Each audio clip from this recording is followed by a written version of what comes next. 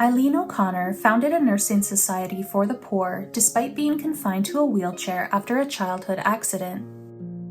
She was born in 1892 in Melbourne, Australia.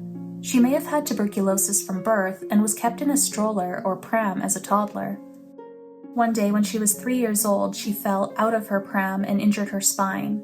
Radiologists discovered that her spine was now bent at an abnormal angle and she would never be able to walk.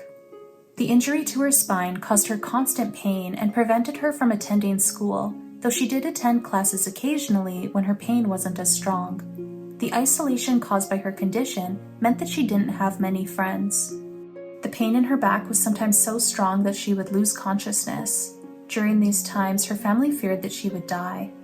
Her father passed away when she was 19, leaving her mother in a state of financial hardship.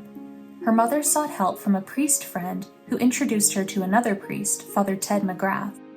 Eileen shared with Father McGrath that she had had a vision of the Virgin Mary, who had told her to endure her pain for the good of others, while Father McGrath shared with Eileen his desire to found a nursing order dedicated to serving the poor.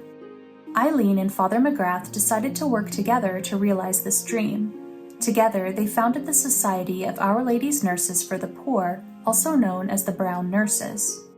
The order aimed to serve the sick, poor, and destitute, both in their homes and on the street. Though she was still struggling with the constant pain, Eileen worked tirelessly to organize and recruit for her order. The first recruit was Teresa Sissy McLaughlin, pictured with Eileen here. Sissy was extremely impressed with Eileen's dedication and holiness. Because of Eileen's condition, Sissy was instrumental in ensuring that the order ran smoothly, and she would also later assume control of the order during the trial that would follow. In 1915, accusations were made against Eileen and Father McGrath, claiming that they had an inappropriate relationship. They both denied this claim and traveled to Rome to appeal to the Pope. Pope Benedict XV ruled in their favor and exonerated them, but Father McGrath was forbidden from returning to Australia.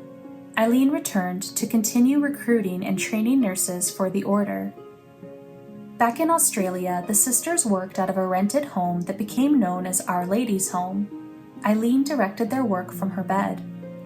Father McGrath joined the British Army as a military chaplain and won awards for bravery and gallantry.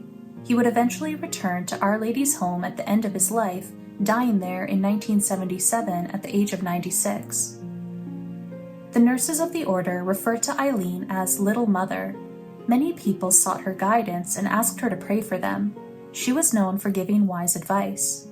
According to the order's website, with limited education and no formal theological formation, she embodied a distinctive spirituality marked by an unwavering devotion to Our Lady and her willingness to devote her suffering to Our Lady's work. Throughout her life, she continued to struggle with pain.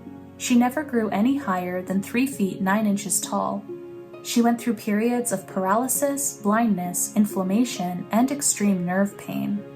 She died on January 10, 1921, of spinal tuberculosis and exhaustion at the age of only 28. People immediately considered her to be a saint in waiting. In 2019, the Archbishop of Sydney published an edict to petition for her beatification. A mass was held to officially open the cause in February 2020, and Father Anthony Robbie was appointed as her postulator. According to Father Robbie, she's a little person of this world in every visible way, yet supernaturally she's a giant. She exceeded the bounds of her human nature in the most wonderful way and brought happiness and light and life into the lives of so many people, and that's never passed away.